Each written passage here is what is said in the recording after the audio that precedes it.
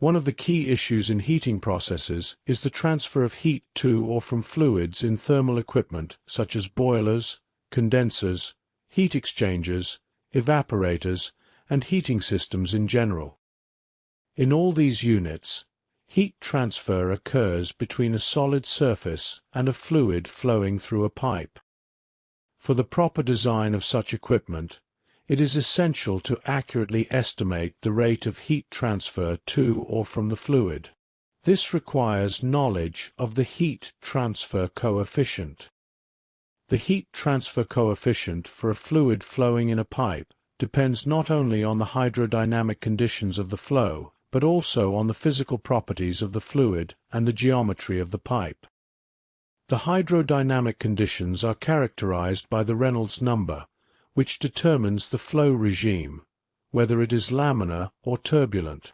While the Reynolds number includes some physical properties of the fluid, the Prandtl number more directly represents the fluid's properties and thermal behavior.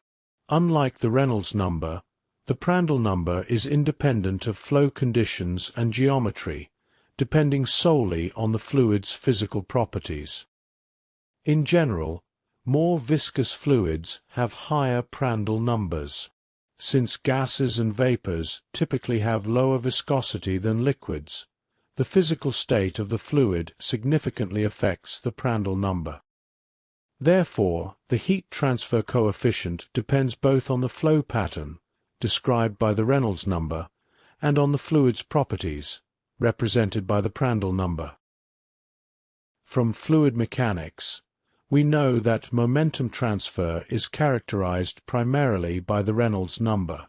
This raises the question of whether a single parameter can similarly describe heat transfer behavior. Such a parameter does exist, the Peclet number. The Peclet number is defined as the product of the Reynolds number and the Prandtl number. It represents the relative importance of convective heat transfer, heat carried by fluid motion, compared to conductive heat transfer, heat transferred by molecular diffusion. Let us consider a fluid flowing through a pipe at a constant velocity. At the entrance of the pipe, the fluid has a uniform temperature, which we call T0. As the fluid moves along the pipe, it is heated by the pipe wall, which is maintained at a constant temperature Tw. To simplify the analysis, we assume plug or piston flow. This means that the velocity of the fluid is the same at every point across the pipe's cross-section. In other words, there is no variation of velocity in the radial direction. However, the temperature of the fluid does change, not only along the length of the pipe, the axial direction, but also from the center of the pipe to the wall, the radial direction. This happens because heat is transferred both along the flow and across it.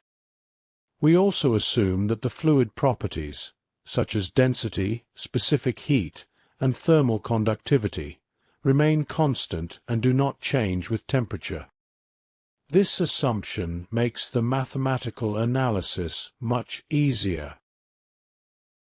Setting up the control volume.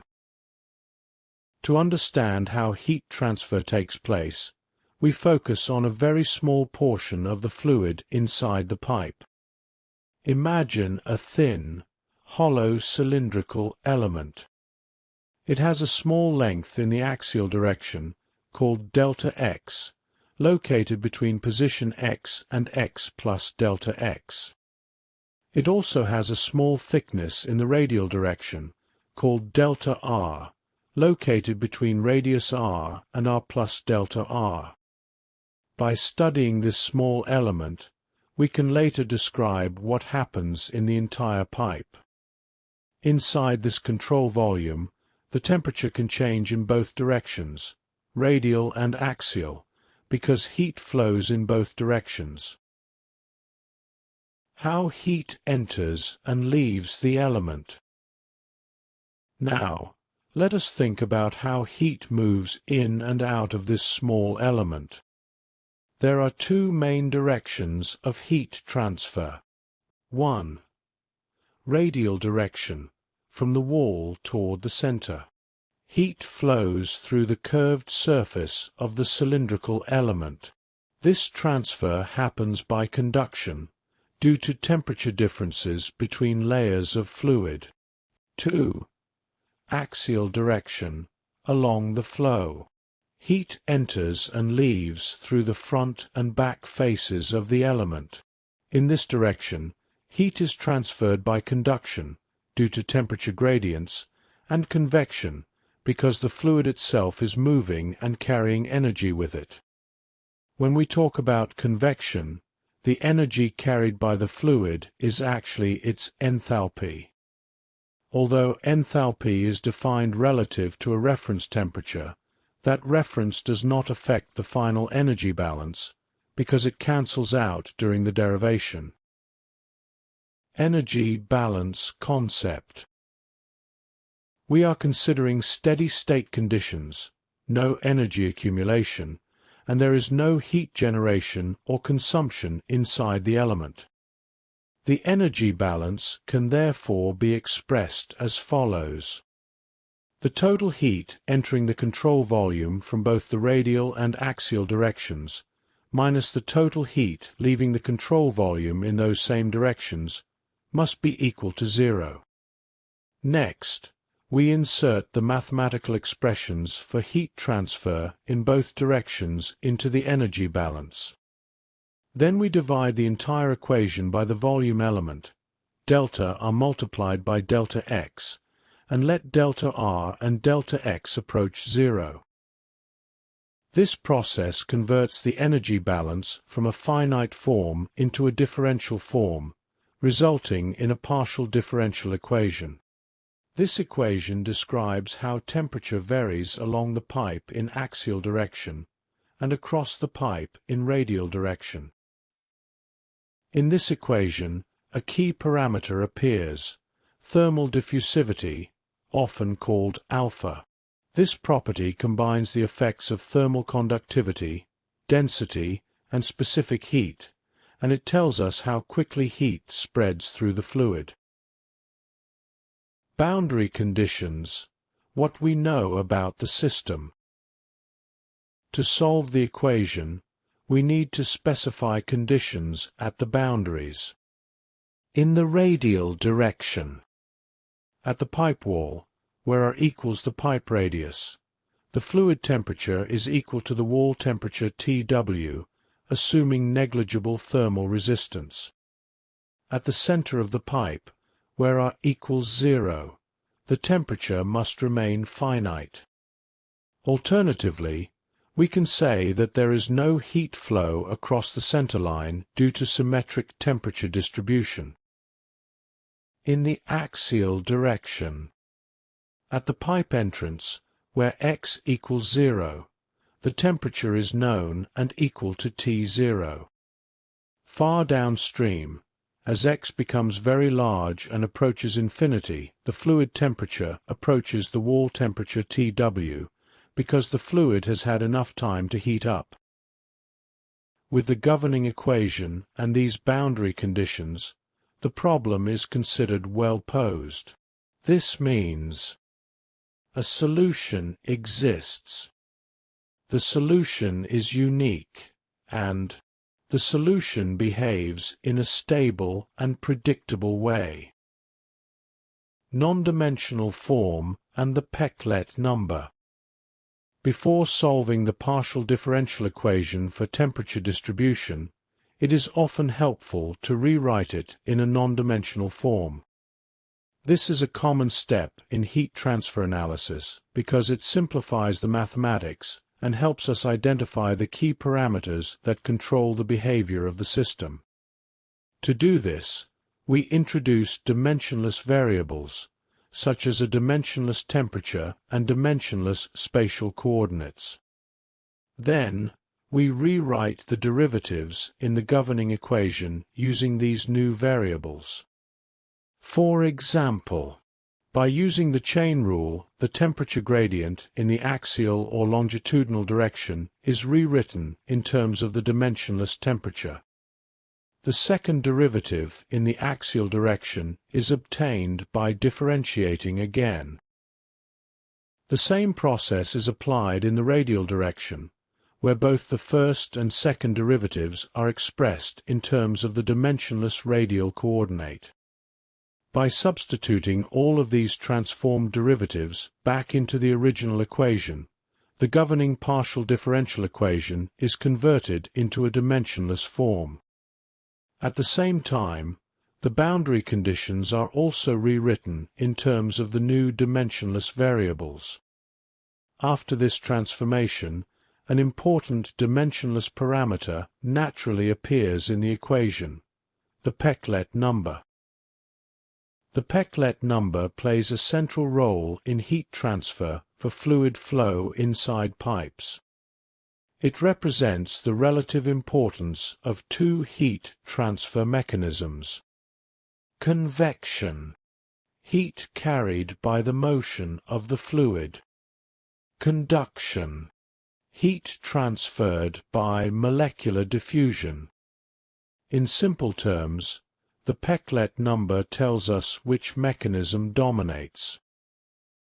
Physical meaning of the Peclet number. It is helpful to think of the Peclet number as a competition between convection and conduction. When the Peclet number is large, convection dominates over conduction. Heat is mainly carried along the direction of fluid flow. This situation occurs when the fluid velocity is high or the pipe is relatively large. In this case, axial conduction along the pipe becomes negligible. Heat is transported quickly downstream. Temperature variations are mainly in the radial direction, from the wall toward the center. When the Peclet number is small, conduction becomes more important. Heat spreads more evenly throughout the fluid due to molecular diffusion. This situation occurs when the flow is very slow or the system is very small, such as in microfluidic devices. In this case, heat diffuses in all directions. The temperature becomes more uniform across the cross-section of the pipe. Physical meaning of this relationship. This result is not just mathematical, it has a strong physical meaning. The Reynolds number tells us how strong the fluid motion is. The Prandtl number tells us how easily heat diffuses compared to momentum. When we multiply them, we combine flow strength with thermal behavior, and the result is a measure of how effectively the flow carries heat compared to how heat spreads by conduction. This is why the Peclet number is so useful. It combines fluid dynamics, Reynolds and heat transfer properties, Prandtl. So, instead of dealing with many separate variables, the problem can be largely understood by looking at a single parameter, the Peclet number, which summarizes the balance between convection and conduction. To solve the partial differential equation describing heat transfer in the pipe, we can use an analytical method called the method of separation of variables. This method is very powerful, but it only works under specific conditions. First, the equation must be linear, homogeneous, and defined over a finite domain, in this case, the radial direction inside the pipe. In addition, the boundary conditions, especially in the radial direction, must be homogeneous. If even one of these conditions is not satisfied, the method generally cannot be applied. Basic idea of the method. The key idea is to assume that the solution can be written as the product of two separate functions. One function depends only on the axial coordinate along the pipe, the other depends only on the radial coordinate across the pipe. Both functions are assumed to be non-zero and at least twice differentiable, so that derivatives can be taken as required. Separating the equation. We substitute this product form solution into the original partial differential equation. Then we divide both sides of the equation by the product of the two functions and rearrange the terms. This leads to an important result. One side of the equation depends only on the axial variable. The other side depends only on the radial variable. The only way this equality can hold for all positions is if both sides are equal to the same constant. This constant is called the separation constant, usually denoted by K. Why it's called separation of variables. At this point, the original partial differential equation splits into one ordinary differential equation in the radial direction and one ordinary differential equation in the axial direction. These two equations are independent of each other, and they are connected only through the separation constant K. This is why the method is called separation of variables. About the separation constant. The separation constant is not known in advance. However, it is not arbitrary. Later, we will see that it can only take on specific values, not just any number. These special values arise from the boundary conditions and have important mathematical meaning. Solving the axial equation. Let us first consider the equation in the axial direction. This equation is linear, homogeneous, and second order, with constant coefficients. From basic differential equations, we know that such equations have solutions of exponential form.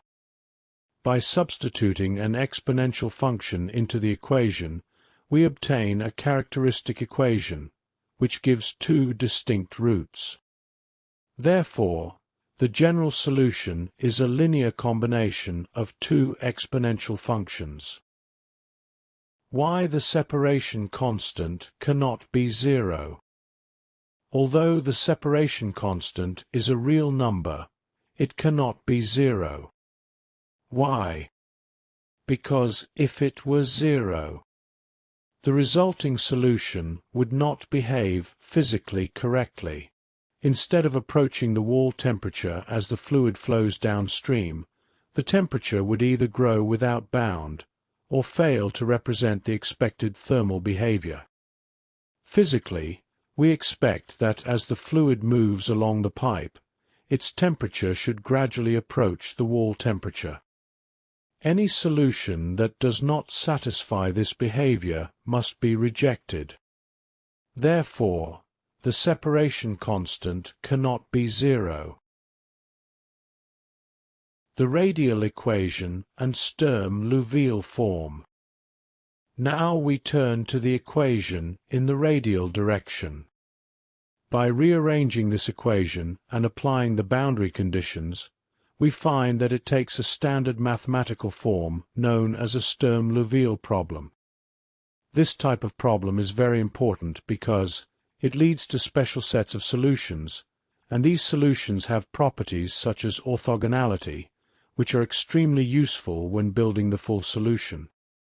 In this particular case, the radial equation becomes a Bessel differential equation, which commonly appears in problems with cylindrical geometry.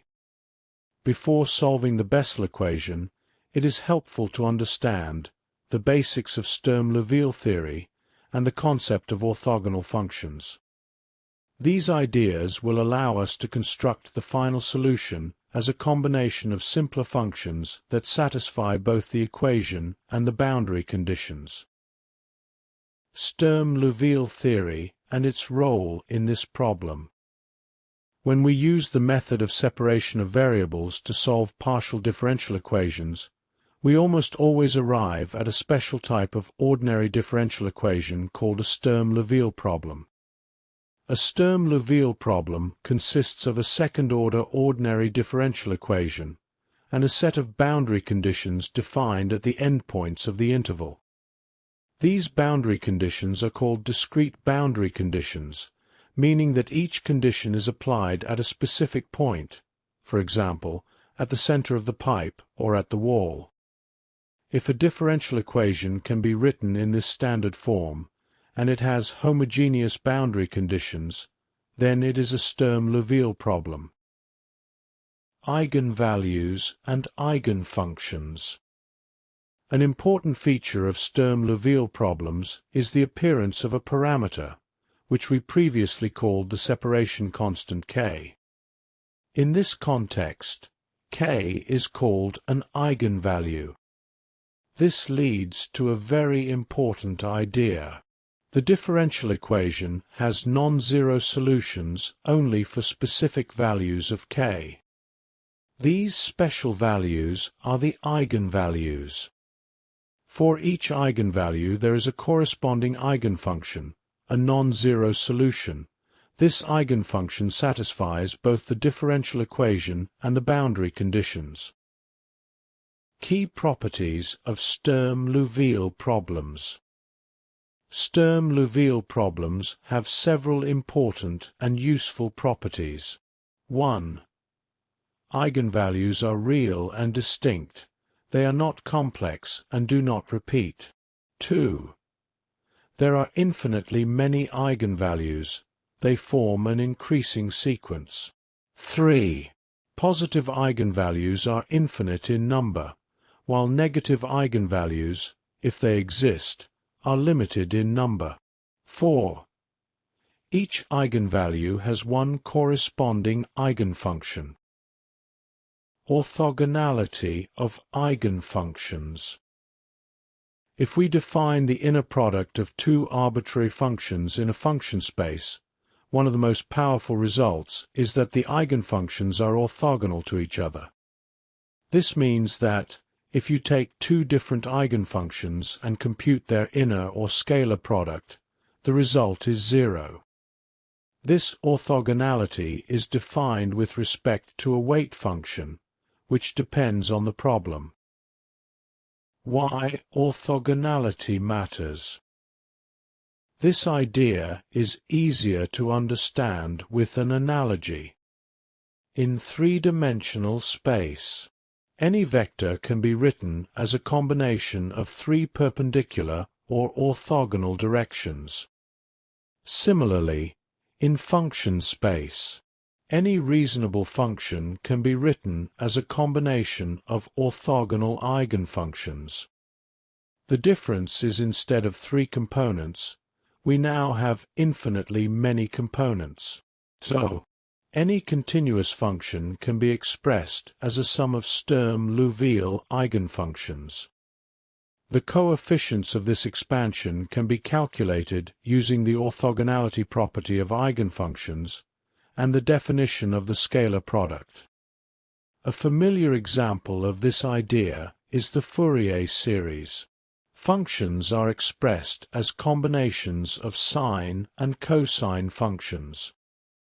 These sine and cosine functions are orthogonal. This is actually a special case of Sturm-Liouville theory. Now let's connect this back to our original problem. When we applied separation of variables, we assumed the solution is the product of two functions. This led to two ordinary differential equations. The radial equation turns out to be a Bessel differential equation. This is important because the Bessel equation is a Sturm-Liouville problem. In this case, the weight function is proportional to the radial coordinate, written as W equals U. What this means physically and mathematically. Since the Bessel equation is a Sturm-Liouville problem, it has non-zero solutions only for specific eigenvalues. These eigenvalues correspond to allowed values of the separation constant K. There are infinitely many such eigenvalues, forming an increasing sequence. For each eigenvalue, there is a corresponding eigenfunction, in this case a Bessel function. These eigenfunctions are orthogonal with respect to the weight function. Solving the radial equation, Bessel function.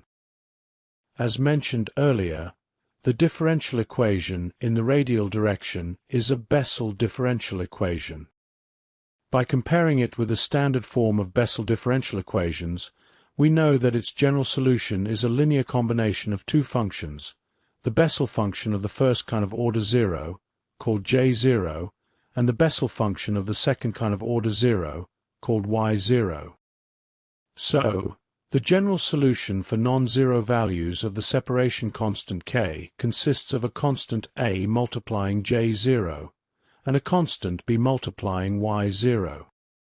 These constants are determined using the boundary conditions in the radial direction. Applying boundary conditions in the radial direction. At the center line, radius equals 0, the temperature must remain finite. However, the function y0 is not defined at 0, it goes to infinity. Therefore, the coefficient of y0 must be 0. This simplifies the solution so that only the J0 function remains. At the pipe wall, the temperature in dimensionless form is fixed. When we apply this boundary condition, we find that coefficient A cannot be 0, otherwise the entire solution would become 0, which is not physically meaningful. So the only way to satisfy the boundary condition is the Bessel function J0 evaluated at the square root of K must be equal to 0. This gives us an algebraic equation, J0 of square root of K equals 0. Determining the eigenvalues. This equation determines the eigenvalues.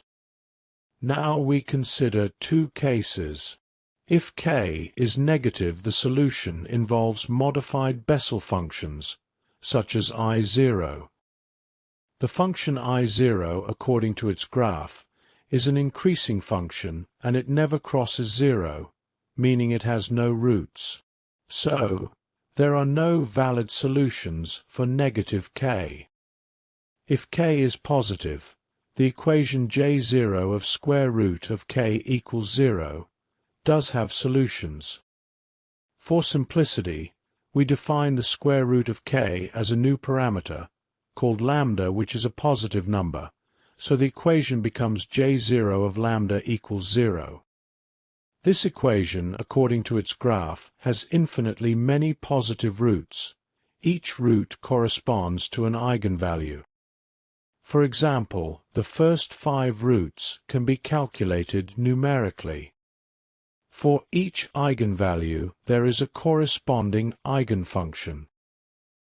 Determination of the axial equation. Once the eigenvalues are known, we return to the axial solution. From earlier discussion, its general solution consists of exponential functions. Now we apply the physical boundary condition. As the fluid moves along the pipe, its temperature approaches the wall temperature. In dimensionless form, the temperature approaches 0 as the axial coordinate increases. This means the solution must decay, not grow. Therefore, any exponential term that increases must be removed. This forces one of the constants, called d, to be 0. so the axial solution becomes a decaying exponential function. Combining radial and axial solutions. For each eigenvalue, we now have a radial function, which is the Bessel function, and an axial function, which is exponential decay. So each individual solution to the PDE is a product of a radial function and an axial function. Each of these satisfies the differential equation and the boundary conditions, except at the inlet. Why we need superposition? There is one remaining issue. No single eigenfunction satisfies the inlet condition at the pipe entrance. To fix this, we use the principle of superposition. Since the equation is linear, we can add solutions together. So the full solution is a sum of all eigenfunction solutions. To satisfy the inlet condition, we express the inlet temperature as a sum of eigenfunctions. We use the orthogonality property of Bessel functions based on the Sturm-Liouville theory. This allows us to calculate the coefficients, called C-values. Because of orthogonality, each coefficient can be found independently using integration and properties of the Bessel functions. Final result. After calculating these coefficients and substituting them back, we obtain the complete solution of the temperature distribution in the pipe. This solution satisfies the differential equation, meets all boundary conditions, and correctly describes the physical behavior of heat transfer. The final temperature field is built as a sum of many modes, each consisting of a Bessel function for radial behavior and an exponential decay as axial behavior. Average temperature and its importance. The solution we obtained here gives the temperature distribution inside the pipe at any point, along the pipe or axial direction, and across the pipe or radial direction. However, in practical heat transfer calculations, we are usually not interested in the temperature at every point. Instead, we need a single representative temperature at each cross-section of the pipe. This is called the bulk mean temperature or mixing cup temperature. It represents the average temperature of the fluid flowing through a cross-section. How the average temperature is obtained. Using the temperature distribution and dimensionless variables, we can calculate the average temperature at any location along the pipe. The expression for average temperature involves an infinite series of terms, each associated with an eigenvalue.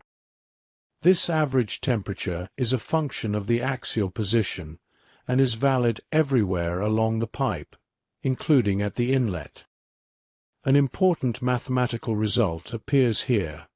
The sum of the inverse squares of the eigenvalues converges to a finite value.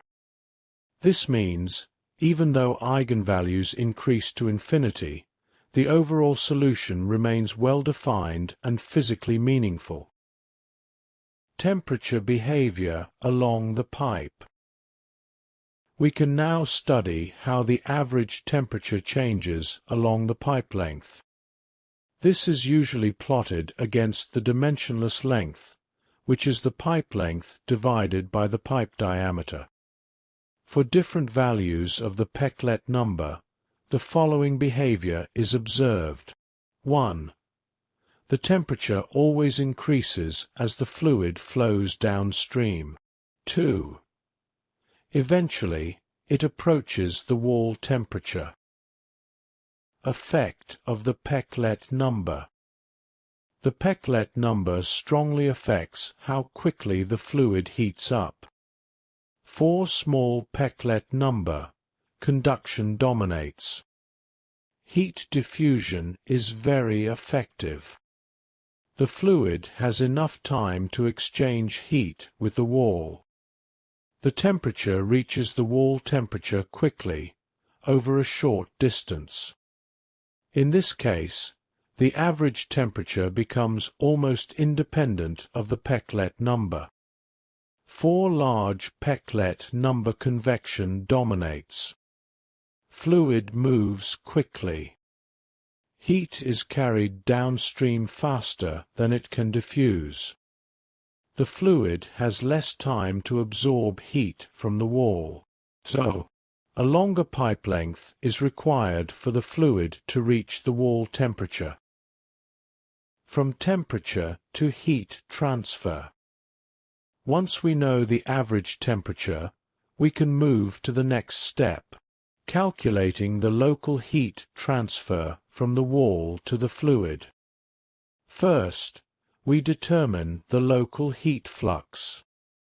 Using the previously obtained temperature distribution, the local heat transfer flux from the pipe wall to the fluid can be determined at each point. By applying dimensionless variables, this local heat transfer flux can be expressed in a normalized form. Then, using its definition, we calculate the local heat transfer coefficient. Using the average bulk temperature and the local heat transfer flux, the local heat transfer coefficient can be determined at each point. Nusselt number, dimensionless heat transfer coefficient. In dimensionless form, the heat transfer coefficient is called the Nusselt number. It represents the strength of heat transfer from the wall to the fluid.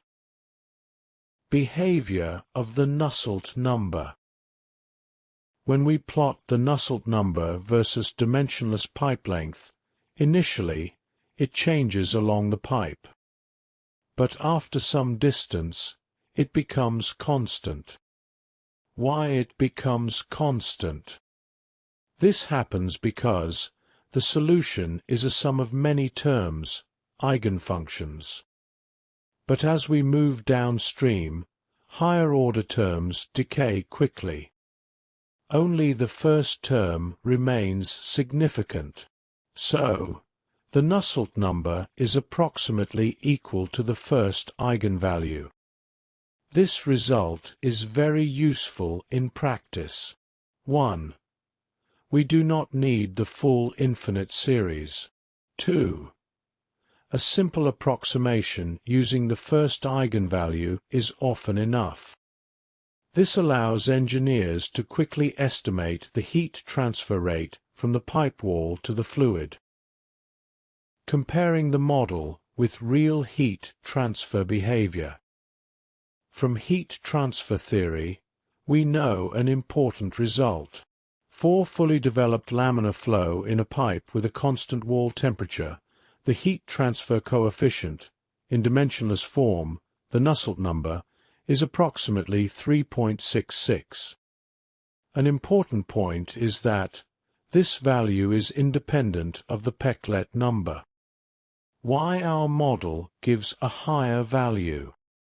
In our mathematical model, we obtained a value larger than 3.66. This is actually expected. Why? Because in our analysis we assumed plug flow, which means that the velocity is uniform across the pipe. In other words, there is no velocity gradient. This type of flow is not truly laminar, but actually behaves more like turbulent flow in terms of mixing. So naturally, the heat transfer coefficient predicted by the model is higher than the laminar value. Comparison with turbulent flow correlations. In real systems, especially in turbulent flow, the heat transfer coefficient depends on the Peclet number, and the Peclet number is usually large. For example, when the Peclet number is around 100, the Nusselt number is approximately 6. Now compare this with our model. Predicted value is almost equal to 5.8. This is very close agreement, which validates the model despite its simplifying assumptions. For fluid flowing in a pipe, the Nusselt number helps us understand the nature of heat transfer. In turbulent flow, the Nusselt number can range from about 5 to 10, 50, or even higher. In such cases, heat transfer is significantly enhanced due to strong mixing within the fluid. In our analysis, we obtained a Nusselt number of approximately 6. This immediately suggests that heat transfer is not purely conductive, it is influenced by convection. While the flow may not be fully turbulent, it exhibits behavior closer to convective transport than purely laminar conduction. The Nusselt number is extremely useful because it directly relates to the heat transfer coefficient. Once it is known, we can determine 1. How much heat is transferred. 2. How quickly a fluid heats up or cools down. 3. How to design pipes, heat exchangers, and similar systems. This leads to a deeper point about engineering. An engineer's role is not merely to solve differential equations, that is more aligned with the work of a mathematician, who focuses on abstract structures and exact solutions. An engineer, by contrast, uses mathematics as a tool, and focuses on practical outcomes. The ultimate goal is not just to solve equations, but to understand the physical meaning behind them.